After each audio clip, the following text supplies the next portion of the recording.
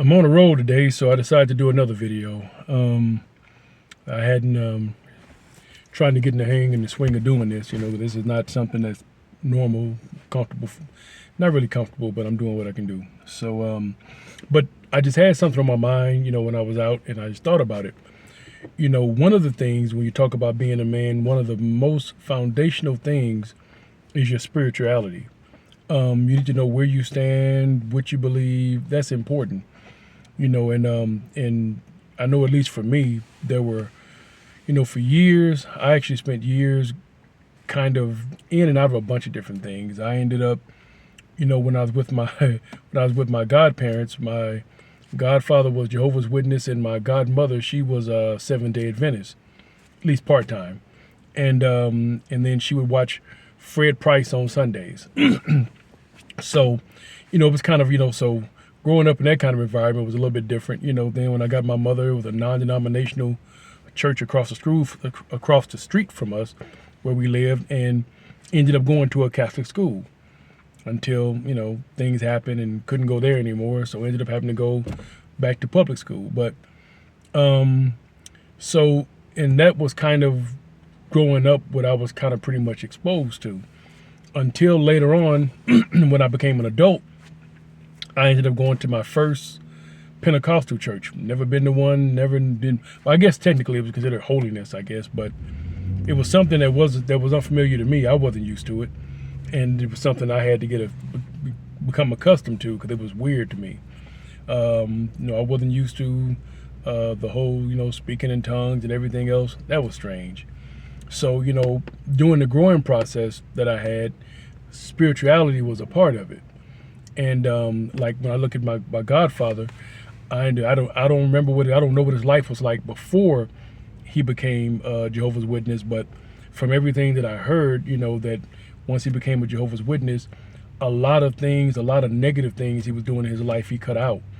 So I'm not gonna say it, that he became an angel or a saint, because he didn't, but it did fix certain things in his life. To, I guess, the more destructive things, he eliminated them, which allowed him to be a lot more stable.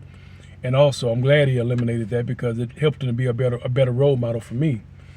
And then after when I became an adult, I got into the whole Pentecostal thing, and I pretty much stayed in that up until many years later, where I started getting into the Bible and seeing a lot of inconsistencies and doing some research on history and all these different things. And I began to see looking at things in the correct language, finding out what was really there. Just a lot of things. I began to uncover a lot of stuff. So I ended up transitioning from that into the Messianic Judaism, because from everything that I read and putting everything together, it made more sense. And then didn't get caught up into the Hebrew Israelite, although very pro-black, but just didn't go that route because I saw a lot of mistakes on that end too. So from there, I was kind of leaning toward Judaism, heavily leaning toward Judaism, but never quite went all the way over because I was not willing to convert. But I was definitely pushing that line without the conversion. And then from there, did that up until a certain point, and I kind of held that belief up until I still pretty much held that belief until I got connected with Odinani, depending on how you want to pronounce it, or I should say, or probably I would say first it was Igbo culture, which would be Omenana or Omanala, or or Omanani, however you want to pronounce it, whichever dialect you use. But the culture first, and then Odinana, Odinani, Odinala, the spiritual aspect of it. And so once I began to understand that, that set me on a whole new path, because it kind of opened my eyes to a lot of other things. And then from that to where I currently am, which is hoodoo. From and learning the history, seeing so much of Odinala in hoodoo, and understanding the cultural, and it kind of blends everything in. It kind of blends everything together that I've kind of been in some shape, form, or fashion connected to my entire life. It it definitely pro-black, so that's one thing, but also it kind of it brings in the the because it's a combination of different African spiritual systems. So you have that foundation, you have the biblical foundation, because I spent a lot of years in study, and so the Bible is Bible is a huge part of voodoo, and since I know the scriptures very, very well, that was an easy connection for me. And and plus, like some Native American practices, and I would say probably at a later date some European folk practices got mixed in a little bit, not a lot, but a little bit at a later date. And then so like I say, it was a mixture of stuff. So it kind of makes more sense. So now I'm kind of understanding exactly where my place in the world is. It's finally become really, really clear, and I see what my path is and what I should have been doing all along. Or I wouldn't say what I should have been doing. This brought me to where I am. And here's what I can say for sure. Once you find your place, once you find out where you're supposed to be, once you find out where your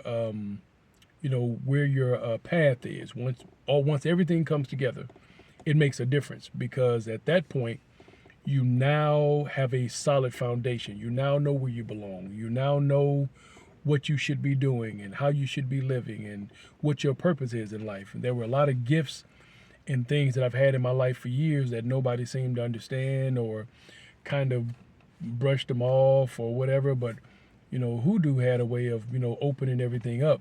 And then when you realize that your whole life, I didn't even realize for many, many years that with my godmother and my godfather, there was hoodoo around me my entire life, and just had no real understanding at the time, of what was going on. I mean, there were things we did normally, going to the graveyard and stuff. Never paid. I mean, it was just what you did. It was just how you lived, and I got used to a lot of the ancestor veneration and things that she did, and a lot of things that my godmother. I saw more of it with her than with him, although he did mention certain things that had happened or experiences he had, but the practice was more so her, which I was, look back, I was like, man, I can't believe, because it's funny when you're in something, it's just life. People now are, got to have a name, hoodoo or root work or whatever. When something's just a way of life, it's just a way of life. It's not a name or something attached to it. It's just what you do. It's how you live. And that was what it was for me. So I kind of came back full circle. And as I started tracing the history of family and on both sides and understanding what people practice, I'm like, okay, now it's starting to make sense. I found out why, okay, I got this honest. This was just something that just was second nature to me. It wasn't even something I had to, it didn't require a lot of thought. It was just like tapping right back in where I left off, just bam, move, flow right along, and things started moving. So, you know, but it made me more grounded, made me more established, made me more focused, and with a whole lot more understanding just about life in general. And as a man, that's something that's important, because how can you be a benefit or a help to anybody else if you're not stable, if you're not settled, if you're not spiritually in a place that you need to be? Because that's a big part of that foundation is crucial. So once you understand your foundation and you have that spiritual foundation under you as a man, you'll go a whole lot further. You get a whole lot more done. You'll be a whole lot more effective, a whole lot more successful. That's another thing. Success is another thing, but a whole lot more successful in many different areas and avenues of life. It literally, it changes your perception of life in general. Now, different people may have different paths. I can't say who should do what. I just know where I am and what I needed, and I'm grounded where I'm supposed to be. For somebody else, it may be another path, another way.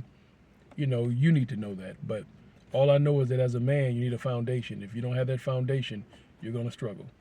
Well, that's all for this time, and I guess I'll get back with you next time.